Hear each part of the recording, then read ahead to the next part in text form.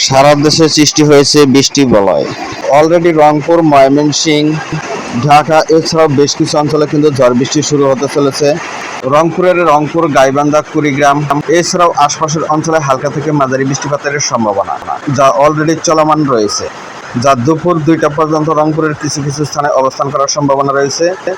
রাজশাহী বিভাগের জয়পুরহাট, নওগাঁ, বগুড়া, সিরাজগঞ্জ সহ হালকা থেকে মাঝারি বৃষ্টিপাতের সম্ভাবনা, যা রাজশাহী বিভাগে চলমান বৃষ্টি অব্যাহত থাকতে পারে কিছু কিছু অঞ্চলে বিকাল 4টা পর্যন্ত। ময়মনসিংহের দিকে যে বৃষ্টি ধেয়ে যাচ্ছে তা কিছু কিছু অঞ্চলে অব্যাহত থাকতে পারে বিকাল 5টা পর্যন্ত। ময়মনসিংহের কিছু অঞ্চলে ভারী বৃষ্টিপাতের সম্ভাবনাও রয়েছে। ঢাকা বিভাগের উত্তরাঞ্চল হয়ে কিন্তু এই বৃষ্টির মেঘ প্রবেশ করতে শুরু করেছে। অলরেডি টাঙ্গাইলের কিছু কিছু অঞ্চলে শুরু হয়েছে। হালকা থেকে মাঝারি সামান্য কিছু অঞ্চলে ভারী বৃষ্টিপাতের সম্ভাবনাও রয়েছে। এই মুহূর্ত থেকে সন্ধ্যা 6টার মধ্যে এই বৃষ্টিপাতের সম্ভাবনা। টাঙ্গাইল, গাজীপুর, কিশোরগঞ্জে প্রভাব বেশি থাকার সম্ভাবনা। ঢাকা বিভাগের দক্ষিণাঞ্চলের জেলাগুলোতে ক্রমশই কিন্তু মেঘের প্রবেশ ঘটতে চলেছে, যা রাত্রি 8টার মধ্যে এই সম্ভাবনা রয়েছে। সবচেয়ে বেশি সম্ভাবনা রয়েছে এই মুহূর্ত থেকে বিকাল 5টার মধ্যে।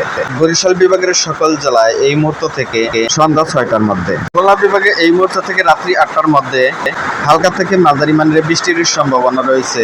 বেশি সম্ভাবনা রয়েছে সাতক্ষীরা, খুলনা, বাগেরহাট। সিলেটে দুপুর 12:30টা থেকে রাত্রি 10টার মধ্যে কয়েক ধাপে বৃষ্টিপাতের সম্ভাবনা রয়েছে। বজ্রপাত সহ হালকা থেকে মাঝারি মানের বৃষ্টি অতিক্রম করার সম্ভাবনা রয়েছে। চট্টগ্রাম বিভাগের যদিও বেশ কিছু অঞ্চলে বৃষ্টি অ্যাক্টিভ রয়েছে। চট্টগ্রাম, নোয়াখালী, ফেনী, লক্ষ্মীপুর, কুমিল্লা, খাগড়াছড়ি হালকা থেকে মাঝারি বৃষ্টিপাতের সম্ভাবনা। কয়েক ধাপে বৃষ্টিপাতের সম্ভাবনা রয়েছে, যা চলমান থাকতে পারে সন্ধ্যা 6টা পর্যন্ত।